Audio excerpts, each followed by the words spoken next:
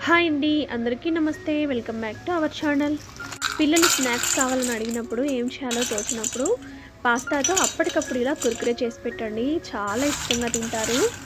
మనం బయట కొనివ్వడం కంటే మన చేతులతో చేసిస్తే ఆ ఫీల్ వేరే ఉంటుంది కదా. అండ్ హెల్తీగా చేయడానికి నేను ఇక్కడ జావర్ పాస్తాని వాడుతున్నానండి. జొన్నలతో చేసిన పాస్తా. మీరు ఏ పాస్తానైనా వాడొచ్చు. గోధుమ పిండి పాస్తా, మైదా పాస్తా మీకు ఏది అవైలబుల్‌గా ఉంటే అది తీసుకోవచ్చండి. నేనైతే ఇక్కడ జావర్ పాస్తాని వాడుతున్నాను. వేటితో చేసినా కూడా టేస్ట్ అనేవి చాలా బావుంటాయండి. కానీ టేస్టీగా రావాలంటే మాత్రం వీడియో ఎక్కడ కూడా స్కిప్ చేయకుండా చూడండి. ఇప్పుడు ఒక బౌల్ తీసుకొని అందులో వాటర్‌ని హీట్ చేసుకోవాలి. ఈ వాటర్‌లోనే కొంచెం సాల్ట్, అలాగే 2 టేబుల్ స్పూన్స్ ఆయిల్ వేసుకొని కొంచెం కాగనివ్వండి. కొంచెం వేడయ్యాక మనం తీసుకున్న పాస్తాని ఇందులోకి యాడ్ చేయాలి. ఇందులో ఆయిల్ వేయడం వల్ల మనకి పాస్తా అనేది విడివిడిగా వస్తుంది.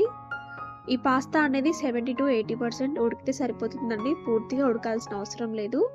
ఒక పాస్తాని తీసుకొని చూసారంటే మీకు ఈజీగా అర్థమవుతుంది. 70-80% ఉడికిన పాస్తాని ఇలా స్ట్రెయినర్‌లోకి తీసుకోండి. జల్లి బుట్టలోకైనా తీసుకోండి. ఇందులోనే వాటర్‌ని వంపేసుకున్నాక చల్లటి వాటర్ కూడా వేసుకోవాలి. ఇలా వేయడం వల్ల పాస్తా విడివిడిగా అయిపోతుంది. ఇప్పుడు వీటిని ఒక 10 నిమిషాల పాటు పక్కన పెట్టుకోండి. చూడండి, మనకైతే పాస్తా మంచిగా ఉడికింది. ఇలా ఉడికితే సరిపోతుంది. 10 నిమిషాల తర్వాత ఇందులోకి 1 టేబుల్ స్పూన్ రైస్ ఫ్లోర్‌ని వేసుకోవాలి, బియ్యపు పిండిని. అలాగే 1 టేబుల్ స్పూన్ కార్న్ ఫ్లోర్‌ని కూడా వేసుకోవాలి. మనం తీసుకున్న పిండి పాస్తాకి బాగా పట్టేలాగా కలుపుకోవాలి. నేను తీసుకున్న పిండి సరిపోలేదండి. అందుకే మరో టేబుల్ స్పూన్ ఎక్స్ట్రా 2 పిండిలను తీసుకుంటున్నాను. బియ్యపు పిండి అలాగే కార్న్ ఫ్లోర్‌ని తీసుకొని ఇలా కలుపుకోండి. ఇక్కడ మీకు బియ్యపు పిండి అవైలబుల్‌గా లేకపోతే మైదా పిండినైనా వాడొచ్చండి. ఇలా పాస్తాకి పిండి మొత్తం బాగా పట్టాలండి. ఇలా పట్టిన తర్వాత వీటిని డీప్ ఫ్రై చేసుకోవాలి. ఆయిల్ బాగా హీట్ అయిన తర్వాతే మనల్ని వీటిని ఫ్రై చేసుకోవాలండి. ఇలా ఒక చిల్లుల గంట తీసుకొని వాటిలో పాస్తా వేసి ఇలా అన్నారంటే ఎక్సెస్ పిండి మొత్తం కిందికి వెళ్ళిపోతుంది. మనం పాస్తాని డీప్ ఫ్రై చేసేసుకోవాలి. దీన్ని డైరెక్ట్‌గా ఆయిల్‌లోకి వేసేసుకోవచ్చండి. చేత్తో వేసుకుంటే మీద పడిద్ది అని అనుకున్న వారు ఇలా చిల్లుల గంటెతో కూడా వేసుకోవచ్చండి. ఈజీగా వేసుకోవచ్చు. ఇలా పైన బబుల్స్ అన్నీ పోయేంత వరకు ఫ్రై చేసుకోవాలండి.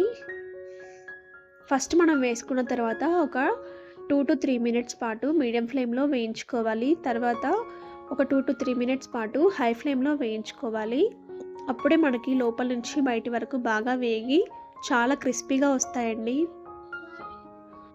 ఇవి బాగా వేగాయో లేదో తెలియాలంటే ఒక పాస్తాని తీసుకొని తుంపి చూసారంటే అర్థమవుతుందండి.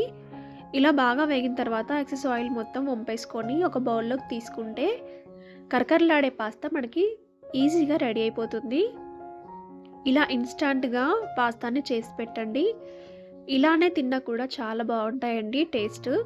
ఇప్పుడు ఇందులోకి ఒక అర టీ స్పూన్ ఉప్పు, అర టీ స్పూన్ కారం, అలాగే ఒక పావు టీ స్పూన్ గరం మసాలా పొడి, ఒక అర టీ స్పూన్ చాట్ మసాలా పొడి వేస్తున్నాను.